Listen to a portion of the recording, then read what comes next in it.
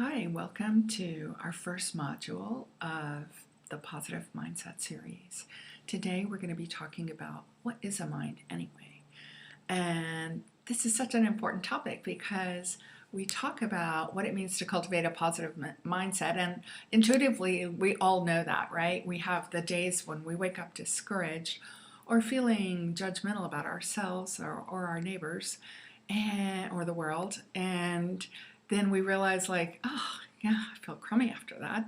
So how can we change to a positive mindset? And the question is, where do we get all these ideas about ourselves anyway?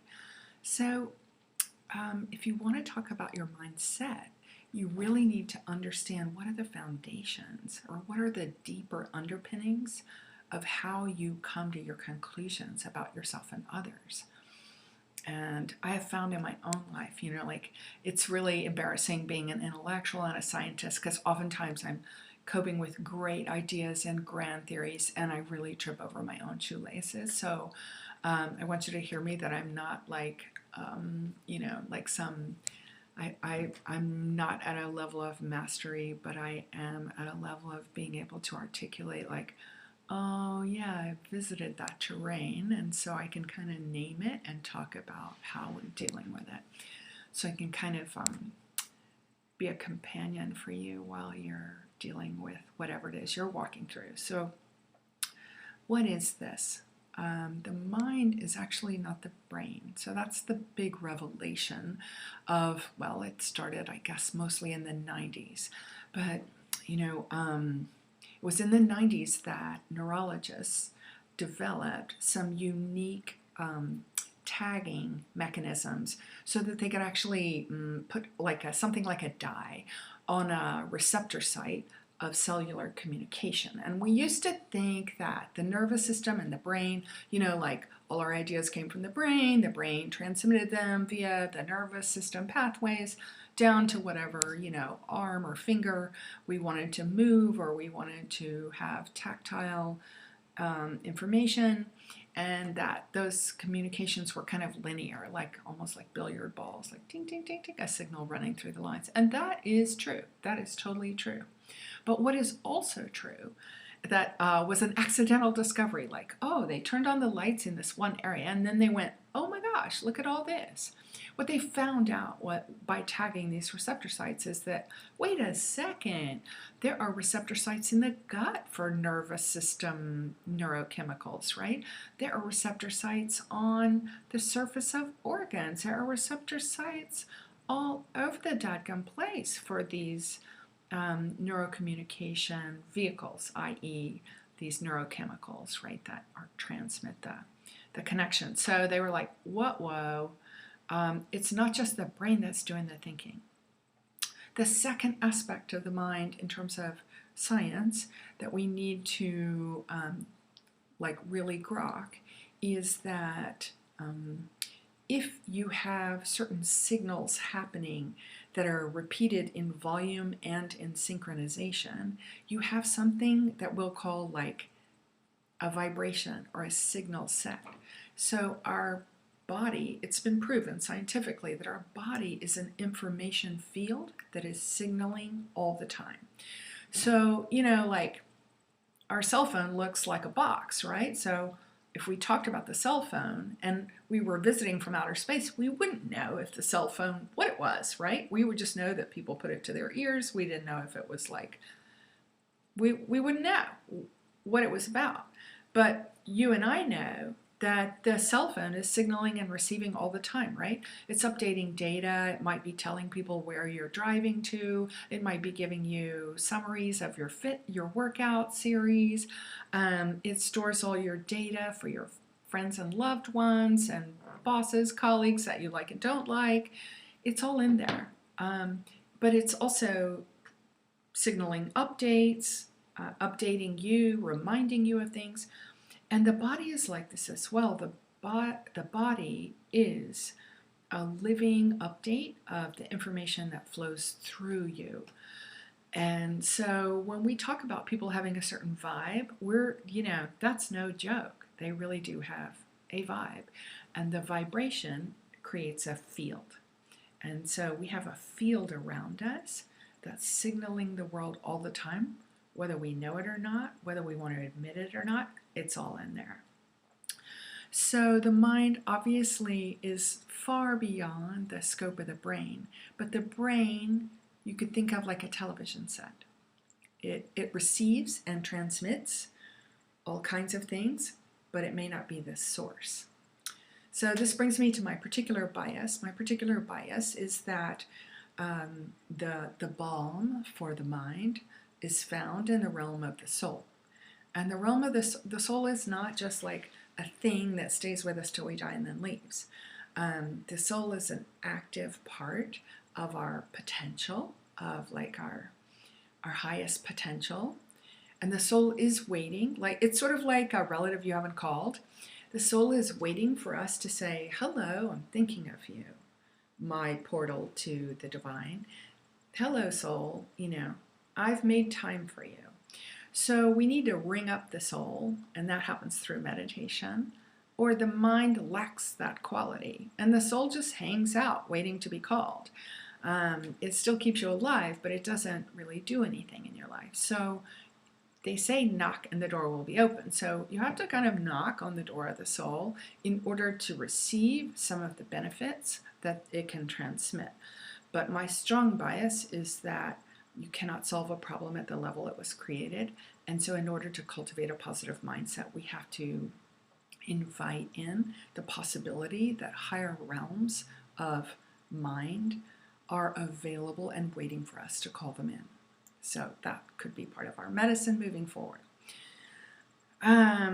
So some science, some spirit. Now I'm going to talk about like theory and theorists. And just like as a shortcut, I'm going to remind you of Freud's diagram of the iceberg. And Jung used it too. Many theorists use it. And the whole idea is that the mind is so powerful, but our conscious walking around mind represents just the visible spectrum of what we're walking and talking with right now. And part of our exploration in this series will be like, well, where did I get that idea? Where did I get that impression? What is the source of my attitude here? What is the source of these self-attributions I'm making? It comes from a deeper source. It may even be from generations before you. So we're going to go down into some of the depths to talk a little bit about what that means. So in Freud's language, Freud I think is a genius theorist, and in his language, which I think is so useful and clean, he talked about us having what he calls a superego, which would be what I call the higher mind or the realm of the soul. There are higher dimensions of mind that make themselves available when we call them, knock on the door. Then that is the realm of the superego. That's our conscience, that's our intuition, that's our guidance, that's our highest possibility. And then we'll talk about what Freud called the ego. And the ego is just like your everyday walking around consciousness, right? It's, I'll take that, I need this, I gotta do this for the boss, here's my task list for the day, I'm gonna call these friends and relatives, I'm making these fun plans. These are all beautiful things that the ego does because it's our navigator. The ego is trying to accommodate the drives of our deeper self, our more primitive side, and our more angelic side. So we're part animal, part angel. And then Freud called our more primitive side the id, or the it. I think that's the English translation. Anyway, the idea is that we have these primitive drives that are basically located in the limbic system and the vegetative part, which is the brain stem. So our animal parts, or the parts that we share with animals, have to do with survival, have to do with instinctual nature, like smells, like a vibe in a place. It has to do with your gut instincts. It has to do with being grounded. And it has to do with defending yourself on the human plane, like, your ego strength or your needs. But it also has to do with, like, what we would call sort of taboo urges, like things that, I mean, maybe you want to have something that somebody else has, or maybe you want to have more sex than is polite in modern society, or maybe you have deep urges. Maybe there's an addiction that drives you. This also comes near the arena of the id. Or maybe you have a sexual preference that isn't tolerated in your town. Look at Matthew Shepard. It cost him his life. So there are reasons that people keep their deeper drives private. Sometimes, like, people kill each other even. There are murderous instincts, there are lustful instincts, there are possessive instincts, covetous instincts, slothful instincts. So there are deep, intense drives to possess, to defend, to have union with. And Freud called this the id. But there are also deeper cultural drives, like collective drives. A nation wants to become something, a cultural group wants to become something, or they're afraid of something. So it's also important to understand, like, we also are participating in a collective field of Christian possibilities and Christian shadow, or Jewish possibility and Jewish shadow, or a Muslim possibility and Muslim challenges. Like they actually passed an anti-Muslim or a Muslim ban for a period in the United States recently. So these taboos, where we other people based on their creed or their culture, are part of our challenges as humanity. So there we are. We have dimensions of mind, angelic dimension or higher dimension, more inspired dimensions.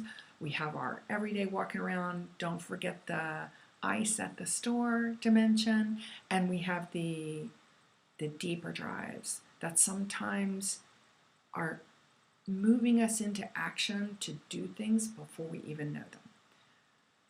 I outline this because we become extremely stressed when our sense of agency or lovability is under threat. Extremely stressed. And this can result in not our most mature or poised behaviors. And this is how relationships, job, all kinds of things go into turmoil. And since we're all coping with a collective set of turmoils, the elections, the pandemic, the economic distress, and refugees worldwide, much unrest in our home front, it feels important to really come back to these dimensions of mind, and also to remember that we have resources to address them. So thanks for paying attention. In the next little bit, I will assign an exercise for you to think about your dimensions, and you can keep it private, but I'll ask you to draw your own iceberg today, and we'll have a sense of like where you're dwelling in your higher, middle, and lower minds, and are you dwelling there at all? Part of the epidemic of today's culture is cancel or absence or ghosting. So the not there. Enjoy your exercise. Thanks.